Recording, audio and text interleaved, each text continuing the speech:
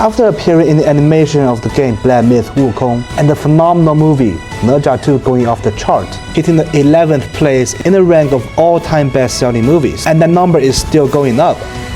Nezha had been the absolute trending topic that everyone's talking about. So who exactly is this Nezha character, and why is he so popular? Well, let's find out. Hello everyone, and welcome back to my channel. I'm Jay the Storyteller, and I'm going to go through the story of Nezha with you guys. Don't worry, there isn't any spoiler content of the movies, Nezha 1, Nezha 2 in this video. So if you haven't watched them, rest assured. This episode is more like an intro to help you to pick up some background knowledge about the character Nezha before you watch the movie. Today we'll talk about the origin of Nezha and his story in Chinese mythology in general. Hopefully it can help you guys to have a basic understanding of who Nezha is, so that you don't have to go watch the movies knowing nothing at all. Well, without further ado, let's begin. As one of the most popular characters in Chinese mythology, Nezha's tale had been told for centuries in all different kinds of ways, novels, books, storytelling, opera, and all the way to present day. As the technology developed, there have been many movies, cartoons, games, and TV shows that had Nezha in it as a major character, if not the character. So naturally, as time moved on, there have been many versions of Nezha. So really, Nezha is the childhood hero of many Chinese people, including myself. We basically grew up watching his stories, and the versions that we watched may vary, but his core factors are the same. His hairstyle and the vessels he used. Wen Tianling, the celestial ribbon, and Qian Kun Quan, the cosmic ring on his neck, and the spell that he was most famous for, the transformation of 3 heads and 6 arms, his signature fighting style. And with these features, he was very recognizable no matter what version he was in. We just know that this is Nezha. Oops, not this one. Now, in order to understand Nezha's story fully, let's talk about his father first, the Pagoda Heavenly King. In fact, the Pagoda Heavenly King wasn't his father's original identity, because they both originated in Indian mythology. His father was Vajrava.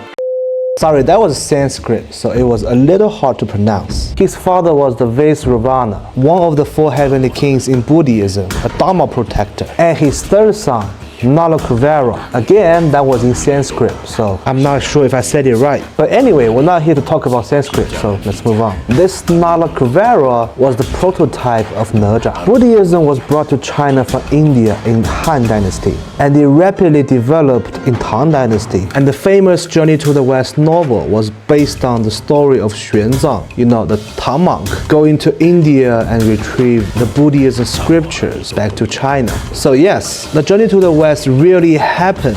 It was real, but not with Sun Wukong and the Yaoguais and stuff though. It was just a monk going to the West. Nothing fancy here. Yeah, I know this might be shocking to you guys, that Buddhism didn't originate from China, but that's true, that's the truth. It didn't. It came from India.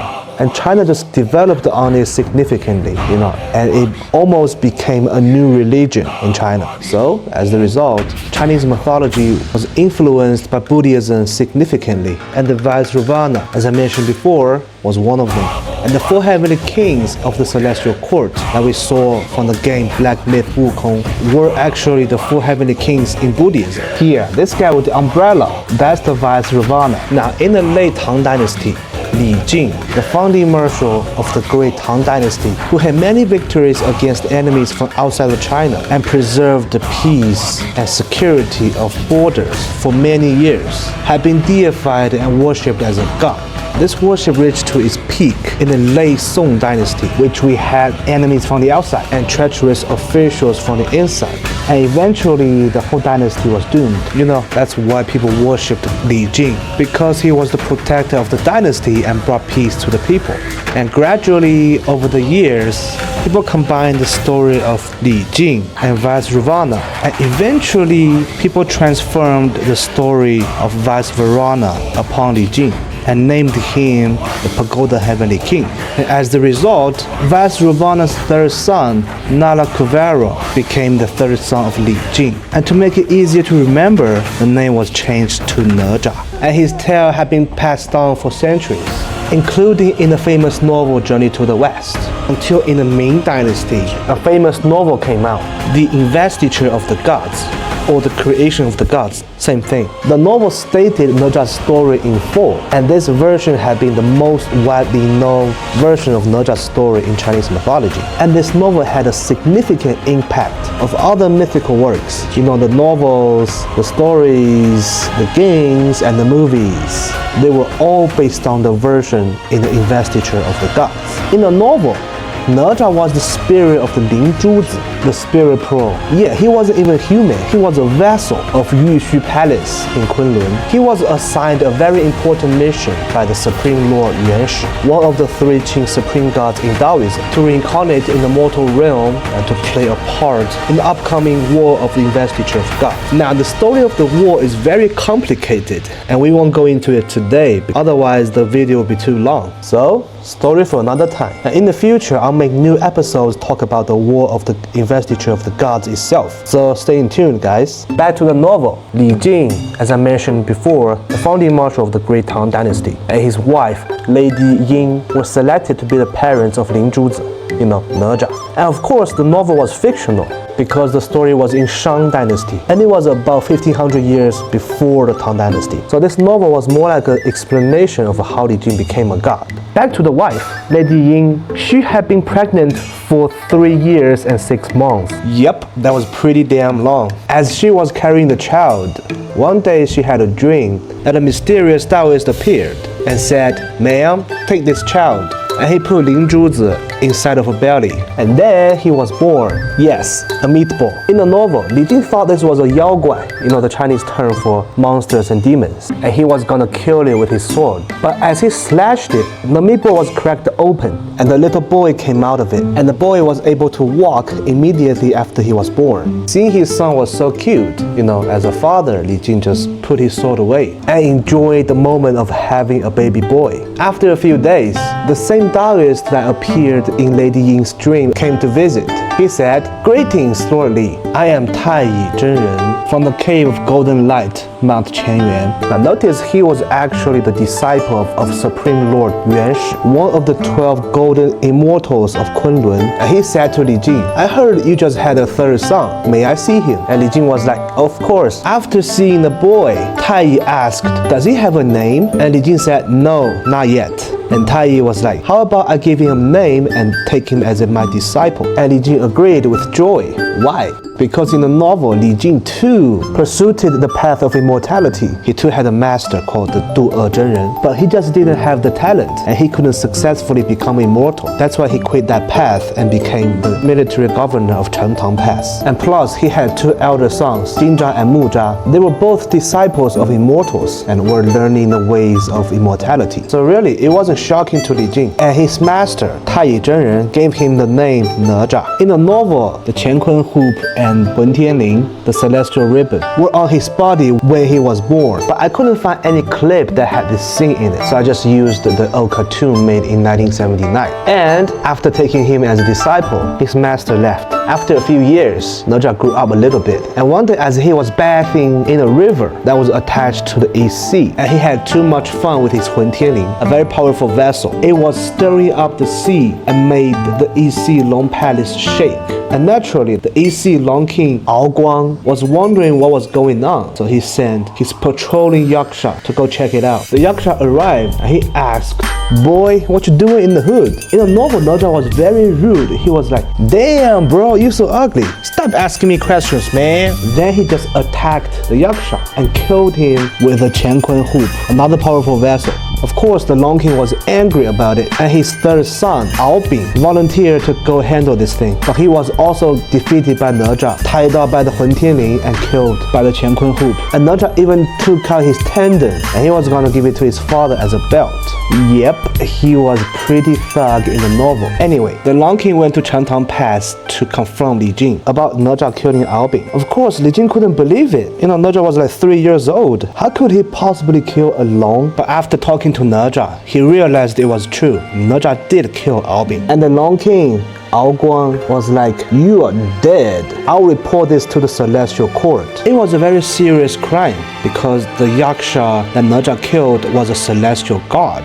And Aobing was also a celestial god, and not to mention he was the third prince of the East Sea Long King. And as the result, the celestial court were most likely to kill the whole family as a punishment. And Li Jing blamed Nezha for bringing disaster upon his parents. And Nezha went to his master, Taiyi Zhenren, for help. And being a bigger thug, Taiyi suggested Nezha to go ambush the Long King and to take him out. Of course, he didn't succeed. He just asked the Long King to swear that he wouldn't tell this to the celestial court, and he let him go. But clearly, this isn't over. The Long King summoned the Long Kings of other three seas and to revenge. In a novel, they surrounded the Chentang Pass and kidnapped Nezha's parents. Being a responsible kid, he decided to make up for his actions. He killed himself so that the Long Kings would leave the Chentang Pass and his parents alone. Now, in Chinese, there's an old saying, 身体发肤，受之父母，不敢毁伤，孝之始也. It means that our body, our flesh were given by our parents, and we mustn't do any damage to our body to be filial. And also, in ancient China, suicide is considered a very serious crime because it was against the filial piety. The respect for parents. And in a novel, before he killed himself, he cut off his arms and cut open his stomach and ripped out his guts, to return the flesh to his parents and to end the bond between him and his parents so that they don't get involved in the punishment of the celestial court. The cartoon didn't show this part for obvious reason. It was an all-age appropriate movie. And after he died, his spirit was unharmed. And his master, Taiyi, told him that he could be reborn. He needed to go tell his mother to build a temple for him and build a statue for his spirit to rest in. And if he absorbed the incense offered for 3 years, he will be able to reform his flesh and resurrect. But Li Jing said, this foul kid, when he was alive, he brought disaster to his parents. And when he died, he was fooling the people. I will not have him preserved. And he just destroyed Nezha's statue to stop his resurrection. Eventually, it was his master, Taiyi Zhenren, reformed his flesh with the lotus. After he was reborn, Taiyi gave him his signature weapon, the fire-tipped spear, and his signature transportation, the wing-fire wheels. Looking pretty cool, doesn't it? Then, after being resurrected, the first thing he did was to chase down his father, Li Jing. That's just personal. He paid for his own mistakes with his own life, as well as leaving everyone out unharmed. But his father, on the other hand, wanted to stop him from resurrecting. So it was understandable that he wanted to revenge. He was just a kid, right? Fortunately, Randeng Daoren, the burning lamp Taoist, was there to save the day. Like Taiyi Zhenren, he was also a disciple of Kunlun, the disciple of the Supreme Lord Yuan Shi. He gave Li Jing the Linglong Pagoda, a powerful vessel that could trap Nezha inside and release the fire to burn him, which caused Nezha a great deal of pain. And Randeng Daoren had been asking him to kneel and acknowledge Li Jing as his father again. And Nezha couldn't break out of the pagoda, so he had to yield and called Li Jing father again. By the way, this Randeng Daoren was actually invited by Nezha's master, Taiyi Zhenren, to come here and make Nezha soften his heart and acknowledge his father again, so that they could both serve in the greater plan of the Chan sect regarding the upcoming war of the investiture of gods, which we will elaborate in the future. And by the way, there's a funny part about this. In the novel Journey to the West, it was actually the Buddha who gave Li Jing the pagoda and asked Nezha to respect the pagoda as his father, and Li Jing was just someone holding his father. There was one time that Sun Wukong went to the celestial court to sue Li Jing for not disciplining his daughter who kidnapped Tang Monk. Li Jing was angry. He thought Wukong was framing him, so he was gonna slash him with his sword. But Nezha stopped him. The TV show didn't quite show it, but in the novel, Li Jing was very nervous when Nezha drew his sword. He thought that Nezha was gonna kill him because he didn't have the pagoda with him. So he went back right away to get his pagoda before talking to Nezha. Yeah, right? That was pretty funny. And it turned out to be a rat guy who took Li Jing as her adoptive father because Li Jing spared her life one time. So it turned out that Wukong was telling the truth. So it was very awkward for Li Jing because 1 minute ago he was gonna kill Wukong. So he was like, oh shit, untie him. And Wukong was like, no, I'll stay like this. Here, take me to the Jade Emperor and see what he thinks about this. I can't breathe. I want my justice. Anyway, that was just one of the funny chapters in the Journey to the West. And in the future, I'll make a new series to break down and talk about the story of the original Journey to the West. So if you're interested in that, make sure to subscribe so that you don't miss them. Anyway, back to Nezha. After made peace with his father, Li Jing, the Holy Family contributed a lot in the war of the investiture of gods. And all 4 of them were entitled as celestial gods in their own flesh, which was a very difficult thing to achieve because many other gods only were entitled gods in their spiritual form. Their flesh were destroyed and dead, so it was very hard for all 4 of them to become gods in their own flesh, which means they had their own free will and not bounded by the celestial court like the other gods. And Li Jing was entitled as the Pagoda Heavenly King, and Nezha was entitled the Great Deity of the 3 Altars and Oceanic Assembly. Yeah, I know, the titles of the Chinese gods can be very long and hard to remember. For example, the full title of the Jade Emperor, the supreme leader of the celestial court, had 46 Chinese characters in it. It was pronounced as 太上开天直服玉立寒真体道金阙云宫九琼玉立万道无为大道明殿昊天金阙至尊玉皇摄罪大天尊玄穹高上帝 Yeah, that. Rulers, huh? They just tend to have long ass titles. Yeah, boy. With those being said, you probably wonder what happened to the mother, Lady Ying. Well, in the novel, she didn't fight in the war of the investiture of the gods, so she wasn't entitled as a god. But as you can imagine, being the wife of the Heavenly King, life must be good for her. Throughout the evolution of Nezha's story, there have been many different versions of Li Jing. And in some versions, Li Jing was completely mean and unlikable. But Lady Ying stayed the same. She had always been a loving and caring mother, and that's one of the reasons why Nezha's story has been so popular. I mean, who doesn't like a good story with a loving, caring mother in it? Mothers, they're just great, aren't they? So be kind to your moms while you can, guys. Call them once in a while and spend more time with them if you can. Nice. And by the way, in the movie Nezha, the first one, of course, it was completely different from the story in the novel. Not only Nezha didn't kill Albin, the 3rd son of the EC Long King, they actually became best friends. And at the end of the movie, they stood together to face the final crisis. And that's as far as I can go without spoiling the story. Personally, I really liked the recomposition of the movies, but that's just my opinion, and I'll leave you guys to be the judge of that. But really though, go check them out, guys. They're awesome, especially the visual effects, and you won't be disappointed. And that, ladies and gentlemen, was the story of Nezha in a short glimpse. Throughout Chinese history, Nezha had always considered to be a hero. In the ancient times, China was in a feudal society, so the oppression of people was a common thing. Royal or parental. And most regular people didn't have a say in their own destiny. And that's where Nezha stood out. As a symbol of the resistance against the patriarchal oppression, along with other forms of authorities. Even though his story had been developed over the years, his core spirit stayed the same.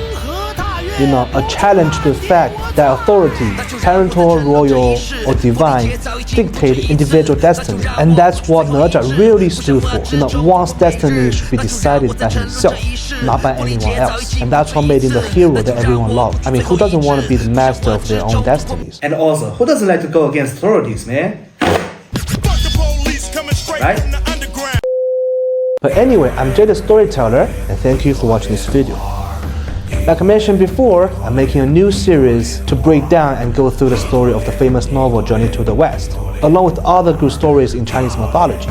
So, if you're interested in that, make sure to subscribe so that you don't miss them. And also, if there are someone or certain stories that you wish me to talk about, please leave them in the comment section, and I'll make new episodes to talk about them in the future. Again, I'm Jay the Storyteller, and thank you for watching this video. 欲知后事如何？且听下回分解。是非黑白不需要你。